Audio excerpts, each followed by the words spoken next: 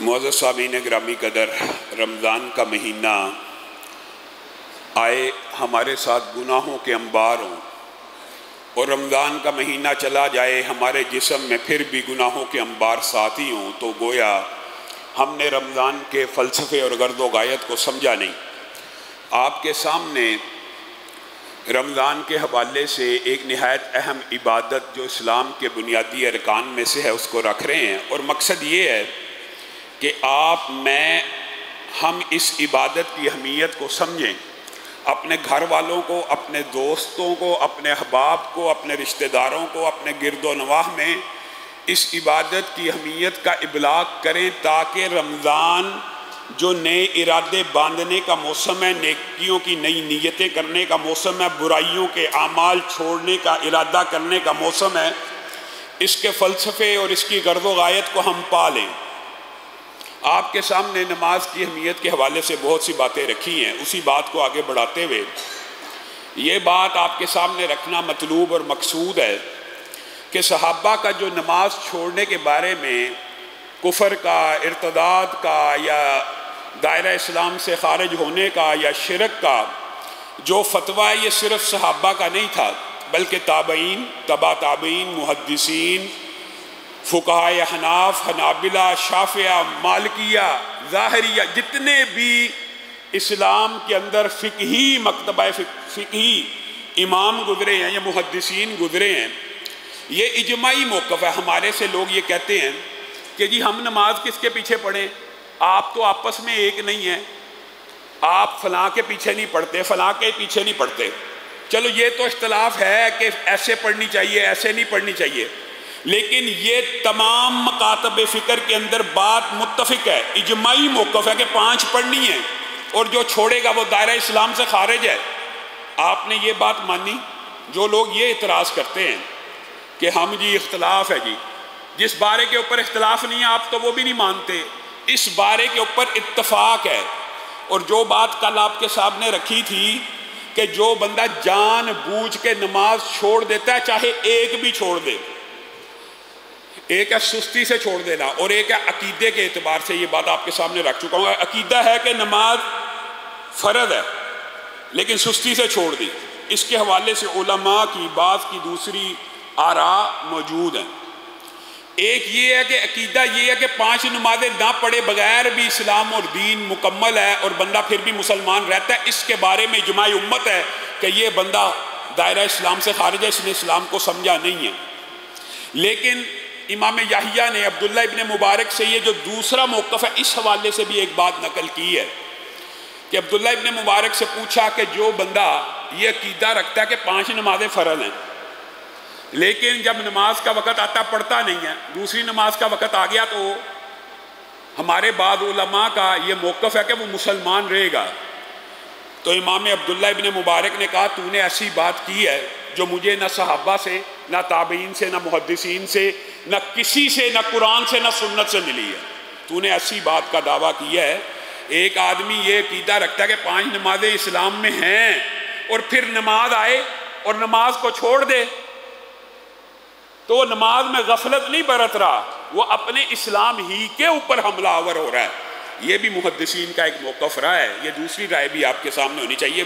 میرے بھائیو، اس حوالے سے موقف اتنے سخت ہیں، آپ صرف سن کے حیران رہ جائیں گے کہ جو بندہ بے نمازی ہے، عادی بے نماز ہے۔ علماء کی اس بارے میں گفتگو یہ ہے کہ اس کو مسلمانوں کے قبرستان میں بھی دفن کرنا ہے کہ نہیں کرنا، اس کا نماز جنازہ بھی پڑھنا ہے کہ نہیں پڑھنا۔ علماء کی اس بارے میں ایک دوسرے کے ساتھ مباحث موجود ہیں قدیم دور سے کہ جو بندہ عادی بے نماز ہے، مسلمانوں کے قبرستان میں دفن نہ ہو، اس کا جنازہ نہ پڑھا جائے، یہ مباحث۔ اور آپ ایک مثال سے شاید اس بات کی اہمیت آپ کے دل میں راسخ ہو جائے۔ آپ مجھے بتائیے کہ زکوٰۃ کا ذکر جو بنی الاسلام علی 5 میں، اسلام کی بنیاد 5 چیزوں میں ہے، اس میں زکوٰۃ کا ذکر نماز سے پہلے ہے کہ بعد میں؟ بعد میں۔ رسول اللہ صلی اللہ علیہ وسلم دنیا سے چلے گئے، ایک پورا گروہ پیدا ہوا جنہوں نے کہا زکوٰۃ کوئی فرض نہیں ہے، جنہوں نے کہا زکوٰۃ فرض نہیں ہے، دے دیں تو دے دیں، نہ دینے سے اسلام کو کوئی فرق نہیں پڑتا، یا بندے کی مسلمان ہونے کو کوئی فرق نہیں پڑتا۔ میرے بھائیوں، صرف اس ایک مسئلے سے ہو سکتا ہے آپ کو نماز کی بات سمجھ آ جائے۔ حضرت ابو بکر نے ان کے خلاف کیا فتویٰ دیا؟ حضرت ابو بکر نے کہا یہ مرتد ہو گئے ہیں، یہ مرتد ہو گئے ہیں، اور تلوار کو بے نیام کر لیا اور تلوار کو اٹھا لیا۔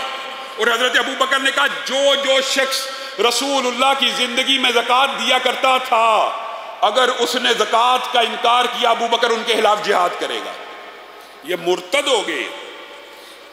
اس حضرت ابو بکر کے فتوے کے اوپر کسی صحابی نے اول بعض باتیں صحابہ نے کی کہ اسلام ابھی رسول اللہ صلی اللہ علیہ وسلم دنیا سے گئے ہیں، اسلام میں انتشار پیدا ہو جائے گا، یہ حضرت ابو بکر کو مشورے دیے۔ تو حضرت ابو بکر نے کہا اللہ کی قسم، ایک رسی بھی جو دیتا تھا نہ دے گا، ابو بکر اس کی گردن کو تن سے جدا کر دے گا۔ مرتد ہو گیا، وہ دائرہ اسلام سے خارج ہو گیا۔ اب مجھے آپ بتلا دیجئے، زکوٰۃ اراکین اسلام میں پہلے ہے کہ بعد میں؟ بعد میں۔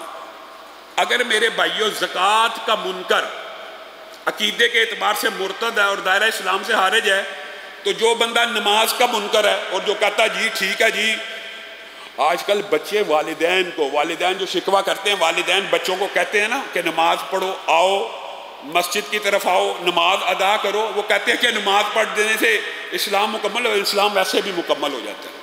آج کل یہ رواج آ گیا معاشرے میں، کچھ آپ نے سکول سسٹم ایسے اڈاپٹ اور اختیار کر لی ہیں جہاں پہ والدین سے بدتمیزی سکھائی جاتی ہے، اور پھر بچے دین کے امور سے کیسے باغی ہو جاتے ہیں۔ وہ بچپن سے ان کے دماغ میں یہ بات آ گئی ہے کہ نماز 5 نہ بھی پڑھنے سے اسلام قائم رہتا ہے، اسلام جاری و ساری رہتا ہے، اسلام کے اوپر کوئی فرق نہیں پڑتا۔ کلوا وتمتعوا قلیلا انکم مجرمون ویل یومئذ للمکذبین واذا قیل لهم ارکعوا لا یرکعون۔ کھاؤ پیو، دنیا کی زندگی تھوڑی ہے، تم مجرم ہو۔ ویل نامی گھاٹی ہے اور ہلاکت ہے جھٹلانے والوں کے لیے۔ کن کے لیے؟ وَإِذَا قِيلَ لَهُمُ ارْكَعُوا لَا يَرْكَعُونَ، جب ان کو کہا جاتا ہے نماز پڑھو تو نہیں پڑھتے۔ یہ ہیں وہ لوگ، وہ جھٹلاتے ہیں، کہتے ہیں اسلام پھر بھی مکمل ہے جی، دین نماز کے بغیر بھی مکمل ہے۔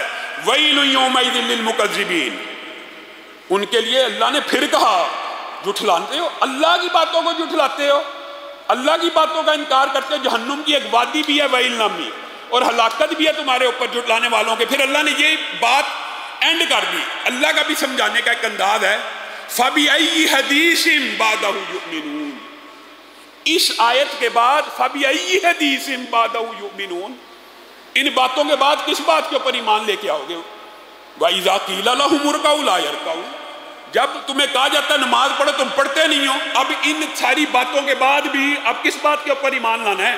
مولوی کی بات؟ درس سننے چاہیے، دروس سننے چاہیے، علماء کی صحبت اختیار کرنی چاہیے، فرق پڑتا ہے۔ لیکن فَبِأَيِّ حَدِيثٍ، اللہ کی بات کے بعد بھی کوئی بات رہ گئی ہے؟ سمجھنے کے اندر کوئی ذہن کا کوئی اشکال یا ذہن میں کوئی ایسی بات اگر آ رہی ہے، اور پھر یہ عبادت اس قدر عظیم ہے، اس قدر عظیم ہے، عبادات ہمیشہ اوپر سے نیچے اتری ہیں، اوپر سے نیچے اتری ہیں ساری عبادات۔ رسول اللہ صلی اللہ علیہ وسلم زمین پہ ہوتے، آسمان سے عبادات اترتی، لیکن اس عبادت کو فرض کرنے کی باری آئی، اللہ نے رسول اللہ کو اوپر بلا لیا۔ معراج، یہ جو نماز مومن کی معراج ہے، یہ کیا ہے؟ اور جب بندہ اس حدیث کو پڑھتا ہے تو جیسے انسان انبیاء کے اوپر سلام بھیجتا ہے، یقین کریے کہ کئی مرتبہ یہ حدیث پڑھ کے حضرت موسیٰ کے لیے دعائیں نکلنا شروع ہو جاتی ہیں کہ امت کے لیے کتنی آسانی کر گئے۔ وہاں پہ بیٹھے ہوئے بار بار رسول اللہ کو مشورہ دے رہے ہیں تخفیف کروائیے، میں ایک بہت بڑی امت کا نبی رہا ہوں، مجھے علم ہے، نہیں پڑھ سکیں گے، 50 نہیں پڑھ سکیں گے، نہیں پڑھ سکیں گے، نہیں پڑھ سکیں گے۔ اللہ تعالیٰ ان کے اوپر رحمتوں کا نزول فرمائے۔ کتنے عظیم نبی اور پیغمبر تھے، کتنے مخلص تھے، کتنا درد دل تھا، رسول اللہ کو بار بار کہہ رہے ہیں واپس جائیے، واپس جائیے، تخفیف کروا دیجئے، تخفیف کروا دیجئے۔ یہ معراج جو اللہ رب العزت نے نبی کریم کو معراج کرا کے یہ نمازوں کو نازل کیا، میں اور آپ یہ سمجھتے ہیں ان کے بغیر دین مکمل ہے، کامل ہے، تو آپ کو، اور یہ بات بھی اپنی طرف سے نہیں ہے، محدثین کا، علماء کا، میرے بھائیوں، لوگوں نے، فقہا نے اس بارے کے اوپر بحث کی ہے کہ ایک میاں اور ایک بیوی ہے، ایک بندہ نمازی ہے ایک بندہ بے نمازی ہے، ان کا نکاح برقرار رہتا ہے کہ نہیں؟ ان باتوں کے بارے میں مباحث دین میں موجود ہیں۔ آپ نے اس عبادت کو کتنا ہلکا سمجھ لیا ہے۔ روزہ رکھ لیتے ہیں کئی لوگ، نماز نہیں پڑھتے۔ روزہ بھی بات کا رکن ہے کہ پہلے؟ ایک مرتبہ رسول اللہ صلی اللہ علیہ وسلم سر جھکا کے بیٹھے ہوئے تھے اور کہنے لگے اس ذات کی قسم جس کے ہاتھ میں محمد صلی اللہ علیہ وسلم کی جان ہے، اور دیگر روایات میں کچھ دیگر الفاظ بھی موجود ہیں۔ رسول اللہ صلی اللہ علیہ وسلم بار بار قسمیں کھا رہے ہیں، 3 قسمیں جب اللہ کی کھائیں نا تو صحابہ کے دل دہل گئے، اور بعض روایات میں آتا ہے صحابہ کی آنکھوں سے آنسو آنے لگے، پتہ نہیں کتنی بڑی بات رسول اللہ کہنے والی ہیں کہ 3 قسمیں کھا لی۔ اور رسول اللہ صلی اللہ علیہ وسلم نے اس میں خوشخبری سنائی 3 قسمیں کھا کے، کہ جو بندہ 5 وقت کی نمازوں کے اوپر قائم رہا، روزے رکھے، حقیقت میں اگر آپ غور کریں، حدیث میں دیگر باتیں بھی آتی ہیں، زکوٰۃ کا ذکر ہے، لیکن اگر آپ غور کریں، زکوٰۃ اور حج بیت اللہ ان کے اوپر فرض ہے جن کے پاس پیسہ ہو۔ گویا اسلام کی باقی 3 اکائیاں صرف یہ رہ جاتی ہیں، گواہی کے بعد، شہادتین کے بعد نماز اور روزے، بس۔ تو گویا جو بندہ یہ اسلام کی بنیادوں کو ان سے چمٹ جاتا ہے، تو رسول اللہ صلی اللہ علیہ وسلم نے کہا جس نے 5 وقت کی نماز پڑھ لی، رمضان کے روزے رکھ لیے، اگلی بات زکوٰۃ کی تو تب ہے جب مال ہو، تو وہ جنت میں اس طرح پروٹوکول سے داخل ہو رہا ہوگا کہ جنت کے 8 دروازوں سے اس کو آواز دی جا رہی ہوگی، اے بندہ مومن، جس مرضی دروازے سے چاہے داخل ہو جا۔ آپ نے اس نماز کو کتنا ہلکا سمجھا ہوا، کتنا ہم نے لائٹ لیا ہوا، اور یہ کس قدر اہم ہے، اور یہ نماز حقیقت میں قد افلح المؤمنون بھی ہے، الذین هم فی صلاتہم خاشعون، جو نمازوں میں خشوع اور ڈرتے ہوئے اللہ کے سامنے کھڑے ہو جاتے ہیں۔ جیسے میں نے کہا تھا قد افلح من تزکا وذکر اسم ربہ فصلی، تو قد افلح المؤمنون۔ دیکھیں جہاں پہ بھی فلاح کا ذکر آئے گا آپ کو وہاں پر نماز کا ذکر اکثر ساتھ ملے گا۔ جو اپنی نمازوں میں خشوع کرتے ہیں، اور رسول اللہ صلی اللہ علیہ وسلم کی نماز کے بارے میں صحیح احادیث ہے، صحیح۔ ہم پڑھتے ہیں تراویح، ہم پڑھتے ہیں نماز سنت سمجھ کے ادا بھی کرتے ہیں، لیکن کیا ہم نے زندگی میں ایک نماز بھی ایسی پڑھی ہے کہ جس کا ذکر حدیث میں آتا ہے کہ رسول اللہ صلی اللہ علیہ وسلم رات کو اللہ کے سامنے کھڑے ہو جاتے، اتنا لمبا قیام کرتے، امہات المومنین بیان کرتی ہیں کہ پاؤں پھول جاتے۔ بتائیے آپ میں سے کوئی ایک بندہ ایسا ہے جو اتنے لمبے قیام کرتا ہو کہ پاؤں سوج جائیں، پھول جائیں؟ اور ماں عائشہ امہات المومنین کہتی ہیں اللہ کے رسول کیا ہو گیا اتنا لمبا قیام؟ تو کہتے میں اللہ کا فرما بردار بندہ نہ بن جاؤں۔ اللہ تعالیٰ نے رسول اللہ صلی اللہ علیہ وسلم کے اس خشوع کو، اس قیام کو دیکھ کر آسمان سے آیتیں نازل کر دی، مَا أَنزَلْنَا عَلَيْكَ الْقُرْآنَ لِتَشْقَىٰ، اے اللہ کے رسول، اے پیارے حبیب، اے میرے پیغمبر، آپ کے اوپر قرآن پاک اس لیے نہیں تھا اتارا کہ آپ مشقتوں میں پڑ جائیں۔ قُمِ اللَّيْلَ إِلَّا قَلِيلًا، آپ تو 2 تہائی کھڑے ہو جاتے ہیں، کم کھڑا ہو۔ یعنی اللہ تعالیٰ، یعنی آپ میں سے میں اور آپ، ہم قیام کرتے ہوں گے اللہ کے فضل سے، یہاں پہ جو قیام ہوتا ہے تقریباً سمجھیں 2 گھنٹے کا ہوتا ہے، لیکن پاؤں جو سوج جائیں وہ قیام ہم نے کبھی نہیں کیا۔ ہاں شریعت کا مطلوب اور مقصود بھی نہیں ہے کہ اپنے آپ کو اتنی مشقت میں ڈالا جائے، وہ حدیث بھی موجود ہے کہ رسول اللہ کو خبر ملی کہ وہ رسی پکڑ کر قیام کرتی ہیں، تو رسول اللہ نے کہا کم عمل کرے لیکن جو کرے اس کے اندر مداومت ہو، ہمیشگی ہو، وہ اللہ کو عمل زیادہ پسند ہوتا ہے۔ لیکن صحابہ چونکہ رسول اللہ کے تربیت یافتہ تھے، عبداللہ ابن زبیر خانہ کعبہ کے اندر اتنا لمبا قیام کیا کرتے تھے کہ ان کو مسجد کا کبوتر کہا جاتا تھا، مسجد کا کبوتر، یعنی خانہ کعبہ کے ارد گرد آپ نے آج بھی دیکھے ہوں گے کبوتر ہوتے ہیں، ان کو حرم کعبہ کا کبوتر کہا جاتا تھا۔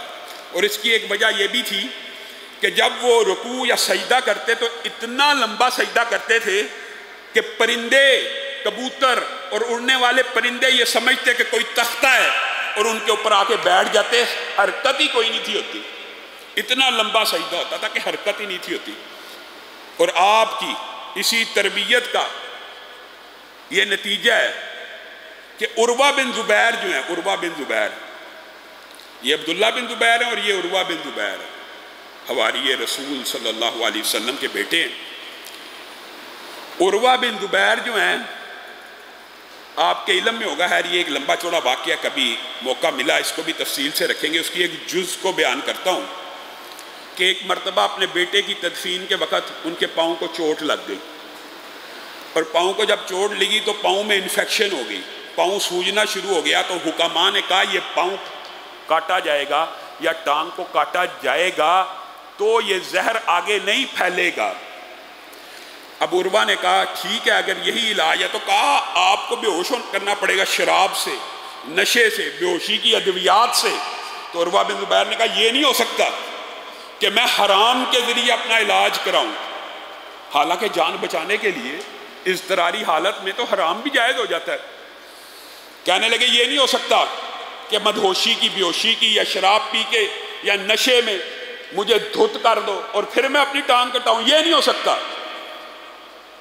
دو واقعات ہیں، دو الفاظ ہیں، ایک میں انہوں نے کہا کہ میں اللہ کا ذکر کرنا شروع کرتا ہوں، اور بعد تاریخ کی روایات میں آتا ہے انہوں نے کہا ہاں میں ٹانگ کٹواتا ہوں، میں نماز کو قائم کرتا ہوں، پھر مجھے کوئی پتہ نہیں چلے گا تو میری ٹانگ کو کاٹ دینا۔ انہوں نے نماز کو قائم کیا، ان کی ٹانگ کاٹ دی گئی، اور دوران نماز جب ٹانگ کو کاٹا جا رہا ہے ان کے منہ سے سسکی بھی نہ نکلی۔ اب بتائیے یہ خشوع و خضوع آپ سے اور مجھ سے حقیقت میں مطلوب ہے؟ اور میرے ذہن میں مولانا عبداللہ غزنوی کا وہ واقعہ آ گیا کہ سید نذیر حسین محدث دہلوی رحمہ اللہ کہا کرتے تھے یہ عبداللہ غزنوی ہمارے پاس آیا تھا حدیث پڑھنے، ہے تھا ہمارا طالب علم، سیکھنے ہم سے آیا تھا، لیکن نماز ادا کرنے کا طریقہ ہمیں سکھلا گیا۔ ایسی نماز پڑھا کرتے تھے، ان کے بارے میں آتا ہے کہ تیز موسلا دار بارش ہوئی، امامت کروا رہے تھے، تیز موسلا دار بارش ہوئی، نمازی پیچھے سے بارش طوفانی کی وجہ سے چلے گئے، اور یہ سلام پھیرنے کے بعد جب لوگوں نے کہا آپ کو اندازہ نہیں ہوا بارش کا، تو کہنے لگے اللہ کی قسم پتہ بھی نہیں چلا کہ بارش ہو رہی ہے۔ ایسی نماز پڑھا کرتے تھے۔ میں اور آپ کس قسم کی نمازیں پڑھتے ہیں؟ ان الصلاۃ تنہا عن الفحشاء والمنکر، ایسی نمازیں انسان کو برائی سے، بے حیائی کے کاموں سے روک دیتی ہیں۔ بعض روایات جن میں ضعف موجود ہے، ایسی بھی موجود ہے، حضرت حسن سے یہ بات موجود ہے کہ جس بندے کی نماز اس کو برائی سے نہیں روکتی وہ نماز قبول نہیں ہے۔ دیکھیں نماز کا قبول ہونا نہ قبول ہونا یہ الگ بات ہے، لیکن قبول ہونا یا نہ قبول ہونے سے یہ سہولت مل جائے گی کہ پڑھنی نہیں، بات یہ سمجھنے کی ضرورت ہے۔ پڑھنی پھر بھی ہے، قبول ہو جو بندہ عین وقت پہ پڑھتا ہے، باجماعت پڑھتا ہے، خالص اللہ کے لیے پڑھتا ہے، اس کی بھی گارنٹی ہے کہ قبول ہونی ہے کہ نہیں۔ قبول کرنے والا تو اللہ ہے، پڑھنی پھر بھی ہے۔ اسی لیے اس بارے میں 3 حکایتیں بھی موجود ہیں، اور رسول اللہ صلی اللہ علیہ وسلم سے واقعات بھی منقول ہیں۔ رسول اللہ کے پاس ایک شکایت لے کے بندہ آ گیا اور کہنے لگا یہ اللہ تعالیٰ تو قرآن میں کہتا ہے کہ نماز بے حیائی اور فحشی اور منکر اور برے کاموں سے روکتی ہے، یہ بندہ آپ کے ساتھ نمازیں پڑھتا ہے اور بے حیائی کا کوئی کام انصاری ہے، صحابی ہے، چھوڑتا نہیں ہے۔ تو رسول اللہ صلی اللہ علیہ وسلم مسکرانا شروع ہو گئے اور کہا ایک دن آئے گا چھوڑ دے گا، ایک دن آئے گا اس کی یہ نماز اس کو بے حیائی کے کاموں سے روک دے گی۔ اور ایسا ہی ہوا۔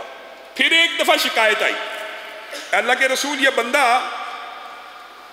چور ہے، نماز آپ کے ساتھ پڑھتا ہے، چھوٹی موٹی چیزیں چراتا ہے بعد میں۔ تو رسول اللہ صلی اللہ علیہ وسلم نے کہا ایک وقت آئے گا یہ چوری سے رک جائے گا، اور ایسا ہی ہوا۔ کچھ عرصے کے بعد نماز نے اس کو چوری سے روک دیا۔ اسی طرح کی ایک حکایت حضرت عمر کے دور کی بھی موجود ہے۔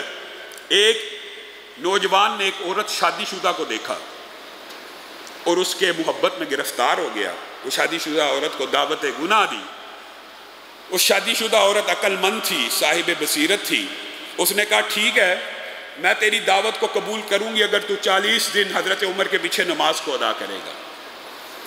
10-12 دن گزرے، اس آدمی کے طور اتوار بدلنا شروع ہوئے، اگرچہ وہ ان 12 دنوں میں نماز پڑھ کے عورت کے گھر جاتا کہ آج اتنواں دن ہو گیا، آج 12واں دن ہو گیا۔ 12-13 دنوں کے بعد اس نے اس عورت کے گھر جانا بھی چھوڑ دیا۔ تو 40ویں دن اس عورت نے اس کو کہا ہاں جی تیرا وعدہ مکمل ہو گیا، وقت پورا ہو چکا ہے، تیرا کیا ارادہ ہے؟ تو اس نوجوان نے کہا اللہ کی قسم برائی کرنا تو دور کی بات ہے، اب ضمیر آپ کی طرف آنکھ اٹھا کر دیکھنے کی بھی اجازت نہیں دیتا۔ حضرت عمر کو اس بیوی نے اپنے خامند کو یہ قصہ بتایا کہ اس طرح میں نے نوجوان کی اصلاح کی ہے۔ وہ خامند حضرت عمر کے پاس آیا تو حضرت عمر نے قرآن کی یہی آیت پڑھی، ان الصلاۃ تنہی عن الفحشاء والمنکر۔ اللہ تعالیٰ نے سچ کہا ہے، نماز فحاشی اور یعنی بے حیائی کے کاموں کو روکتی ہے جیسے روزہ۔ اسلام کے جتنے فرائض ہیں حقیقت میں جتنے بنیادی اراکین ہیں وہ انسان کو فحاشی اور یعنی بے حیائی برے کاموں سے روکتے ہیں، اور ان کی غرض و غایت بھی یہی ہے۔ اللہ کے سامنے کھڑے ہوتے ہو، 5 وقت چوری کر کے کھڑے ہو رہے ہو، غیر محرم عورتوں کو دیکھ کے کھڑے ہو رہے ہو، اور ڈاکہ ڈال کے کھڑے ہو رہے ہو، اور کسی کے ساتھ دھوکہ اور فراڈ لگا کے کسی کے پیسے مار کر اللہ کے سامنے کھڑے ہو رہے ہو۔ شرم نہیں آ رہی اللہ کے سامنے 5 وقت وضو کر کے کھڑے ہو رہے ہو؟ یہ ٹریننگ ہے۔ جس طرح روزے کی یہ گرد و غایت ہے نا کہ اللہ کے لیے حلال چھوڑ رہے ہو، حرام نہیں چھوڑ رہے۔ زکوٰۃ کی یہ ٹریننگ ہے۔ زکوٰۃ بھی انسان کے گناہوں کو پاک صاف کرتا ہے، دل سے میل کو نکالتا ہے۔ یہ جتنے بھی بنیادی اسلام کے اراکین ہیں ان سب کی گرد و غایت ایک ہی ہے۔ ایک تو اللہ رب العزت کی شنودی مل جائے، انسان برائیوں سے رک جائے، انسان اپنے معاملات کو سیدھا کر لے۔ رسول اللہ صلی اللہ علیہ وسلم نے نماز کی اہمیت اور فضیلت کے حوالے سے اتنی متعدد حدیثیں اور جو صحیح سند سے ہیں، آج تو بعد آپ کے سامنے جو واقعات رکھے ہیں یہ حکایات ہیں، ان میں سے بعض کی سند کمزور ہے، لیکن انشاءاللہ آئندہ آنے والے دروس میں آپ کے سامنے نماز کے وہ فضائل رکھوں گا جن میں ایک بھی حدیث کی سند میں ضعف موجود نہیں ہوگا، ساری حسن درجے کی کم از کم روایات ہوں گی۔ ان میں سے ایک روایت آپ کے سامنے آج رکھتا ہوں کہ رسول اللہ صلی اللہ علیہ وسلم نے فرمایا، مشہور حدیث ہے، سبعۃ یظلھم اللہ فی ظلہ والی، یوم لا ظل الا ظلہ والی، کہ 7 آدمی جن کو کل عرش کا سایہ نصیب ہوگا۔ 7 خوش نصیب ہیں جس وقت ہر بندہ افراتفری کا شکار ہوگا، پریشان ہوگا۔ بعض لوگوں کو پروٹوکول دیا جائے گا، اللہ کے عرش کا سایہ، وہ سارے کا سارا منظر اللہ کے عرش کے سائے کے نیچے ملاحظہ فرما رہے ہیں۔ پروٹوکول اور بھی ہیں، بعض کے نور کے ممبر لگے ہوں گے، وہاں پہ بیٹھ کے قیامت کی ساری منظر کشی اور سارے کا سارا حساب کتاب کا معاملہ ان کے سامنے سر انجام دیا جا رہا ہے۔ ان 7 افراد کو عرش عظیم کا سایہ دے کے سکون، ریلیکس، آرام سے یہ قیامت کے منظر دیکھ رہے ہیں۔ ان میں سے ایک شخص وہ ہوگا، اللہ تعالیٰ ہمیں اس شخص جیسا بنائے اور ہمیں اس میں شامل فرمائے جس کا دل مسجد کے ساتھ معلق ہوگا۔ اور یہ جو معلق ہونا حدیث میں ذکر ہے، اس سے مراد متعلق ہونا بھی ہے۔ معلق ہونے سے مراد یہ نہیں ہے کہ وہ ہر وقت مسجد میں بیٹھا ہوگا، نہیں، معلق ہونے سے مراد یہ ہے مسجد سے نکل گیا ظہر پڑھ کے تو اب ٹینشن میں ہے، عصر کا ٹائم آنے والا ہے، کب مسجد جاؤں گا، کب عصر کی اذان ہوگی، کب مؤذن ندا دے گا حی علی الصلاۃ تو میں مسجد پہنچ جاؤں گا۔ معلق سے مراد یہ ہے، متعلق سے مراد بھی یہ ہے۔ یہ اس کے بھی فضائل ہیں کہ ظہر پڑھ کے بیٹھ جائے، اس کے والے سے بھی گفتگو ہوگی، لیکن معلق سے مراد یہ ظہر پڑھی ہے، گھر پہنچ گیا، کاروبار کی جگہ پہ پہنچ گیا، دکان پہ پہنچ گیا، اب اس کا دل مسجد ہی میں اٹکا ہوا۔ متعلق اور معلق ہے کہ یہاں اذان ہو، یہاں دکان کا شٹر ڈاؤن ہو جائے، یہاں اذان ہو، یہاں میں گھر سے نکل پڑوں، یہ ہے معلق ہونا۔ اور اللہ کی قسم کھا کے کہتا ہوں، اگر آپ چاہتے ہیں آپ کی معیشت درست ہو جائے تو اذان کے بعد آپ سمجھتے ہیں چند گاہک آئے ہیں، چند ٹکے کما لوں گا، نہیں، یوں ہی حیا علی الصلاح حیا علی الفلاح، فلاح کی ندا دی جائے، دکان کا شٹر گرا دیجئے، گھر سے نکل جائیے۔ یہ ہے رجل، ایسا بندہ جس کا دل ہر وقت مسجد کے ساتھ اٹکا ہوا ہے۔ اثر پڑی ہے تو مغرب کا انتظار ہے کہ کب اذان ہوگی، مغرب کے ٹائم پہنچوں گا۔ مغرب گزر گئی، عشاء گزر گئی تو نیند کے اندر بھی کروٹیں لے رہا ہے، بیتاب ہے کہ جب فجر کی اذان ہوگی تو میں فجر کے لیے نکل جاؤں گا۔ یہ وہ شخص ہے کہ جس کو کل قیامت کے دن اتنا عظیم الشان پروٹوکول ملے گا، اور ملے گا انشاءاللہ۔ رسول اللہ کی بات سچی ہے، اللہ تعالی ہم سب کو اس پروٹوکول میں شامل فرمائے، اور ہم نے ارادہ کرنا ہے کہ ہم اس پروٹوکول میں شامل ہو جائیں۔ اللہ رب العزت جو کہا گیا، جو سنا گیا، اس کو سمجھنے کی توفیق عنایت فرمائے۔